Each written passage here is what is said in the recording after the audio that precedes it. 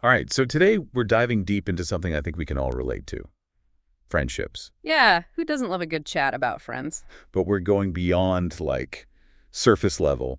We're exploring this YouTube series. It's called Friendships Broken, Why We No Longer Have Friends. Catchy title, right? It grabs you. And it's a 7-part series, so there's a lot to unpack. The creator, Captain Morgan, basically says most of us, we don't have real friends, more like acquaintances. Oof, that stings a little. But he might be onto something. Yeah, that's what we're going to dig into. So right off the bat, he asks us to think about all those people we call friends. You know, the ones from work, folks we hang out with sometimes, even those friends from way back when. Do those really count as close friends? He's really pushing us to define what friendship even means. Like, what are the qualities that make a friendship truly close? And it points out this thing we probably all do. We confuse history with actual connection. Just because we've known someone a long time doesn't mean we're still close, right? Yeah, we get comfortable, but comfortable doesn't always equal deep connection. Totally. So to help us figure this out, Captain Morgan introduces this concept of a hierarchy of friendship. Hierarchy, like levels. Exactly. He pictures it like a ladder, with acquaintances at the bottom rung. Then you climb up to casual friends, then close friends, and at the very top, the best friends. It helps visualize how different types of friendships require different levels of effort and commitment. Huh? Makes sense, right? He even tells this story about a girl, Christine, and a guy named Tim to explain this hierarchy. Oh, what happened with them? Well, she thought they were close, but he didn't see it that way.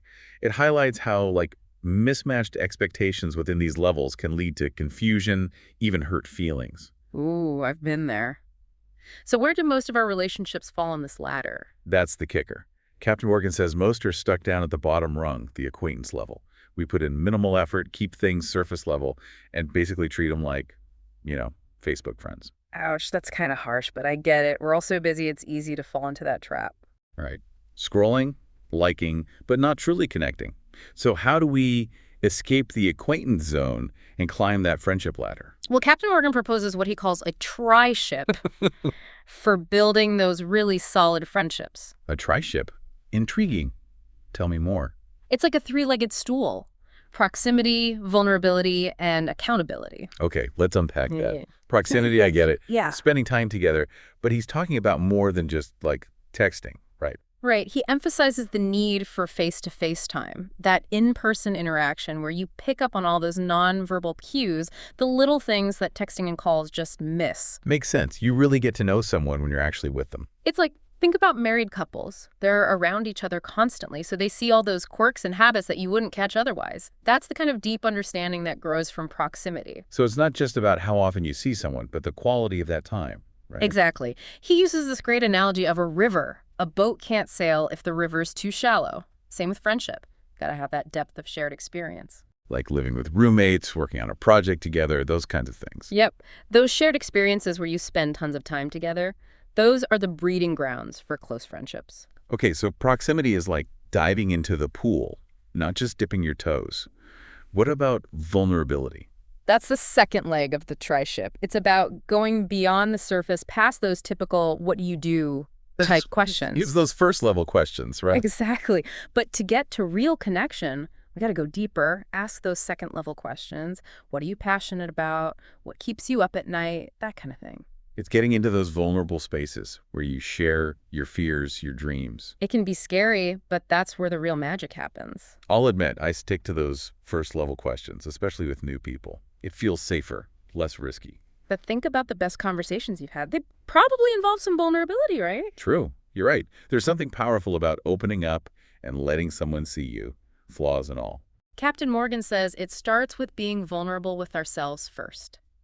Reflecting on our actions, our own vulnerabilities. And he doesn't shy away from talking about how tough vulnerability can be, especially for guys. Yeah, he talks about societal norms that pressure men to be strong and stoic to hide their emotions. But he's saying true vulnerability isn't weakness, it's authenticity. It's about showing the good Andy, the bad, the happy Andy, the sad, the whole package. And he's honest about the risks, too. Opening up makes you vulnerable to hurt, to rejection. But he believes those risks are worth it because the rewards of genuine connection are so much greater. So we've got proximity, vulnerability. What's the third leg of the tri-ship again? Accountability. holding each other responsible for living up to our values and aspirations. So not just calling each other out when we mess up. It's more about supporting each other on the journey, walking alongside each other, offering encouragement and guidance. Like a teammate who cheers you on A&D, gives you a nudge when you stray off course. He tells this powerful story about how his own friends held him accountable for wanting deeper friendships. Oh, what happened? It pushed him to make a major life change, really showed how accountability, done right, can be a catalyst for growth. But he warns against using accountability as a weapon to control or manipulate. He calls that legalism, where it's less about support and more about imposing your views on someone. So accountability has to come from a place of genuine care and understanding. Exactly. Without that foundation of proximity and vulnerability, it becomes just another way to control people. It's that difference between you should do this and how can I help you achieve what you want? You got it. True accountability is about understanding someone's goals and offering support, not judgment. So all three parts of the tri-ship, they all work together. Yeah, they're interconnected. You can't have one without the others. And it makes me wonder if a lot of our friendships feel shallow because we're missing one or more of these elements. It's like a three-legged stool. If one leg's missing, the whole thing collapses. Captain Morgan actually suggests we use accountability as a gauge to see how healthy our friendships are. Interesting. How so? Well, he says in those surface-level acquaintance-type relationships, there's not much accountability because you haven't built that trust yet. And then on the flip side, if it's always being used as a weapon, there's probably not much genuine care there either. Makes sense. So accountability is both a sign of a strong friendship and a tool for building stronger ones. Exactly. All right, welcome back. Last time we were diving into that tri-ship, proximity, vulnerability, accountability, remember? Those key ingredients are building deeper friendships that Captain Morgan lays out in the first 3 videos of his series. Right. I'm still thinking about that three-legged stool analogy. Like if one leg's missing, the whole friendship collapses. It's a good one. Sticks with you. But now, in the rest of the series, he gets into the how. Like, how do we actually put this tri-ship into action? Not just understand it, but make it happen in our own lives. Yeah, that's the million-dollar question. It's one thing to know what we should be doing, but actually doing it, that's a whole other challenge. Totally. And Captain Morgan, he emphasizes this idea of intentionality, like meaningful friendships. They don't just magically appear. You gotta put in the effort, be proactive. He says a lot of us treat friendships passively, like they're just going to happen on their own. But it's not like winning the lottery, right? Nope, it's more like tending a garden. Gotta plant the seeds, water them, give them sunlight. You got to nurture those relationships, put in the time. He compares it to how we approach our careers, our health. We're intentional about those things. Exactly. So why not friendships? Make it a priority, something you actively work towards. He even uses the analogy of dating. Oh, dating. How so? Well, you got to put yourself out there, be open to meeting new people, and actually take the initiative to connect, right? Like actually ask someone to hang out, or not just hope they'll ask you. Yeah, and just like dating, not every connection is going to be a home run. Some will fizzle out. Rejection's part of the game. Part of life. Can't let it discourage you. Just means that person wasn't the right fit. Captain Morgan actually encourages us to reframe how we think about rejection. Like, don't take it personally? Exactly. He says it's not a reflection of our worth, just an indication that maybe it wasn't the right time or the right person. So how do we know who to invest in? Out of all the people we encounter, who are the ones with friendship potential? Well, he says, start by looking at your current relationships. Think about those people you already spend time with. Colleagues, classmates, gym buddies. Even those random people you chat with online. Yeah.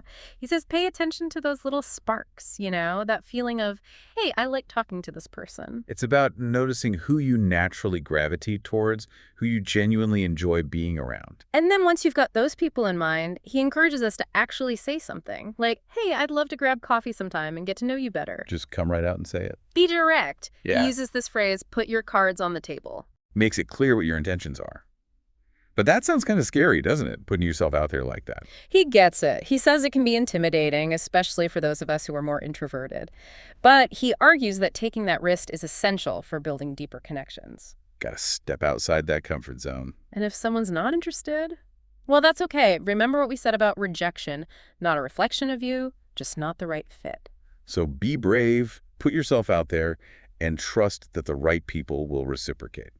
Now, even when you find those people, Captain Morgan reminds us that building a close-knit group of friends takes time. It's a process, a marathon, not a sprint. Like, it's not going to happen overnight just because you had one good conversation.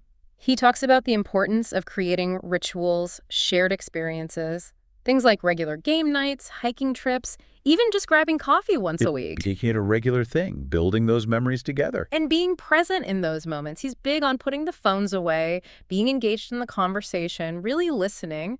Being in the moment, not just physically present, but mentally there too. He says our devices can be a huge barrier to connection. It's so easy to get distracted, to be half present. We've all been there. Scrolling through Instagram while supposedly catching up with a friend. Guilty as charged. So yeah, he challenges us to be more mindful of our tech use and prioritize face-to-face time where real connection can flourish. And he doesn't just talk about individual friendships, right? He also talks about building a whole community. A whole non-blood family, he calls it. I love that term. Like finding your tribe, the people who get you, support you. And he says this kind of community is crucial for our well-being. We're social creatures. We thrive when we feel connected and supported. It's not just a feel-good thing. It's essential. So it's not about having one best friend. It's about having a whole network of people you can count on. Exactly. It's like building an ecosystem of support. And Captain Morgan makes this point about how we often think of friendships as a zero-sum game. Like there's only so much connection to go around.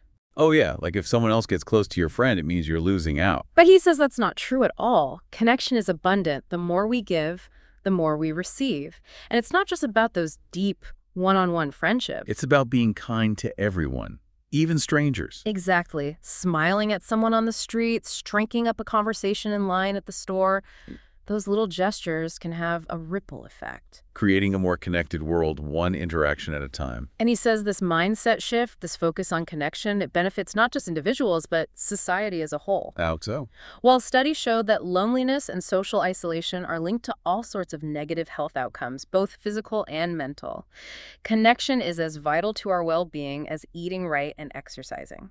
Wow, I never thought of it that way. He really makes you think about what matters in the long run, like what will people remember us for, our achievements, the stuff we owned, or the impact we had on other people's lives. In the final part of this series, he gets into how we can all become part of this movement towards deeper connection. Okay, so we've covered the what and the how of building deeper friendships, but it feels like there's more. Right, it can't just be about us, right? We can't just take all this knowledge and keep it to ourselves. And in his final video, Captain Morgan gets into that. He's like, okay, now what? We've got to do something with all this, not just let it sit there. He issues a call to action. Like, it's not enough to just be good friends ourselves. We got to be advocates for this new approach to friendship. Like spreading the gospel of deep connection. Exactly. He talks about creating a ripple effect. When we make these changes in our own lives, it impacts those around us. Our friends, family, they see the difference, and maybe they start thinking differently too. Lead by example, be the change you want to see and all that. Exactly. He encourages us to talk about it, share what we've learned, tell people why friendships matter, encourage them to make it a priority. So not just waiting for things to change, but actively trying to create that change. He even suggests organizing events and activities that bring people together. Yeah. Like potlucks, game nights, stuff like that. Creating those spaces where people can connect outside of work or their usual social circles. It's about building community, that sense of belonging that everyone craves. It sounds like he's almost envisioning a movement, a whole bunch of people who are committed to creating a more connected world. And he makes it clear it's not about some utopian ideal where everyone's best friends. It's more about shifting our priorities, being intentional about nurturing those relationships that matter. Like we were talking about before, making friendships a priority, not just an afterthought. And he reminds us that this isn't just some feel-good fluff. He argues that strong social connections are essential for a healthy society. Yeah, he mentioned those studies linking social isolation to all sorts of negative health outcomes. Loneliness is a serious issue, and it's becoming more and more common. So by investing in our friendships, we're not just helping ourselves, we're contributing to a healthier society as a whole. It's like this win-win situation. We get the benefits of close connections, and society benefits from having healthier, happier people. And in the end, he asked this really thought-provoking question. What will people remember us for?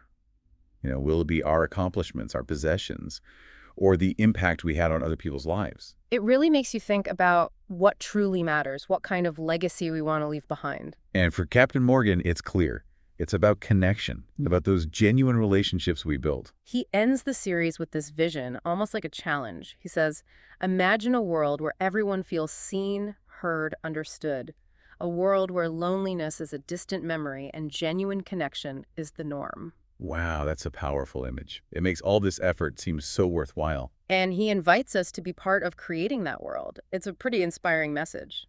This deep dive into Captain Morgan series has definitely been a game changer for me. It's made me rethink my own approach to friendships. And I'm definitely feeling inspired to be more intentional about building those deeper connections. Me too. It's like a reminder that we have more control over our social lives than we think. We can choose to create a more connected world, one friendship at a time. So let's all take Captain Morgan's challenge to heart. Let's reach out to those people we care about, put ourselves out there, and start building those deeper connections. And who knows, maybe we can even inspire a movement along the way. Thanks for joining us on this deep dive into friendships. We'll catch you next time.